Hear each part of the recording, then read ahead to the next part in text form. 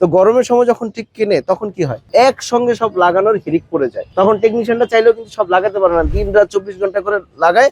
ওরা কিন্তু ভ্যাকিউম করে না, এত সময় নাই। কিন্তু এখন শীতের সময় যদি কাস্টমার এসি লাগাতো বা অফ সিজনে যদি কাস্টমার এসি লাগাতো, আর কাস্টমার যদি বলতো যে এই টেকনিশিয়ান তুমি 2 টাকা বেশি নাও কিন্তু আমাকে ভ্যাকিউম করে দাও, এই যে ভ্যাকিউমের যে গুরুত্ব কতটা বেশি। তুমি মনে করো যে এটাতে ধরো বিস্ফোরণ ঘটে নেই, তুমি যদি ভ্যাকিউম করো তাহলে কুলিং এফিসিয়েন্সি বাড়বে না? ঠান্ডার যে দক্ষতা এটা বৃদ্ধি করার জন্য হলেও তো আমাকে ভ্যাকিউম করতে হবে।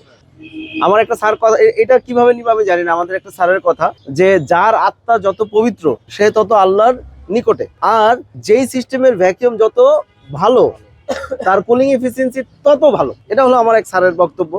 তাহলে আমাদের মেইনলি হলো, যদিও এটা তোমরা অন্যভাবে নিবা না, মেইন কথাটা হলো কোনটা, যে ভ্যাকিউমের গুরুত্বটা কতটা বেশি। ক্লিয়ার? আশা করি তোমাদের মাথায় এই জিনিসটা ঢুকছে। ধন্যবাদ। We are from